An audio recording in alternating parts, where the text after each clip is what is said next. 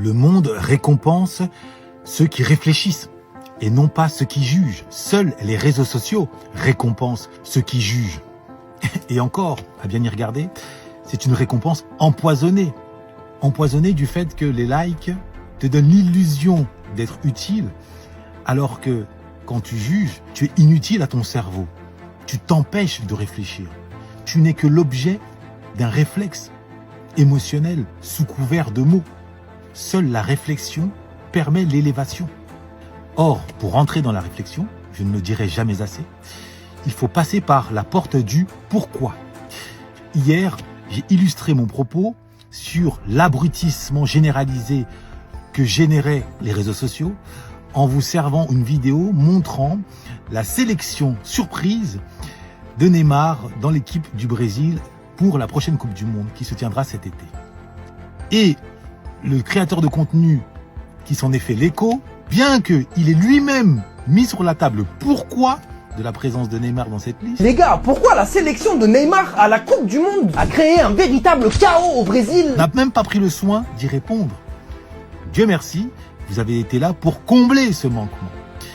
Vos réponses, je les partage, parce que c'est l'enfant du pays, parce que sans doute Ancelotti croit en la présence d'une idole, d'une icône, peut-être pour motiver les troupes. On peut rajouter encore d'autres explications possibles, parce que la mafia locale s'en est mêlée, parce que le président en personne est intervenu. Bref, ce qu'il faut retenir, c'est que les explications sont nombreuses. Il n'existe jamais une seule explication. Retiens-le bien. La règle de la pluricausalité ne connaît aucune exception. Et il ne s'agit pas de savoir si c'est vrai ou faux. Le monde des probabilités rationnelles est toujours plus vaste que le monde de la réalité. C'est grâce au monde des probabilités que l'on apprend à réfléchir. Ça, c'est le premier point. J'espère que tu le retiendras. Et aujourd'hui, je vais te servir une nouvelle vidéo qui confirme encore ce diagnostic d'abrutissement généralisé. Ouvre bien tes yeux. Et surtout, tes oreilles. C'est que le mien, ou vous aussi, votre mec, quand il raconte des histoires, il raconte des histoires sans détail. Bah ouais, là, Marc, il s'est mis en couple. Elle s'appelle comment? Il l'a rencontrée où? Depuis quand ils se fréquentent? Comment ils se sont mis ensemble? C'est bon, il a fait sa demande, ils vont se marier. Il a fait sa demande où?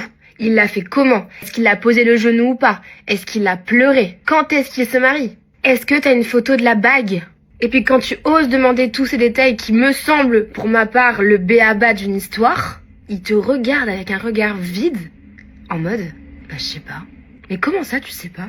Et puis alors vraiment, ça lui en touche une sans faire bouger l'autre, quoi. Du coup, est-ce que c'est que le mien ou c'est de notoriété universelle? Voilà.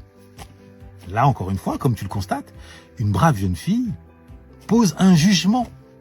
Oui, les hommes ne délivrent pas des détails quand ils nous racontent des histoires. Tu l'auras constaté.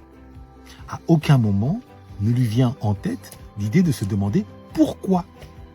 Pourquoi une telle réalité que je partage. Il ne s'agit pas de recontester. Ce n'est pas l'objet de la discussion. Ici, nous devons nous focaliser sur le pourquoi.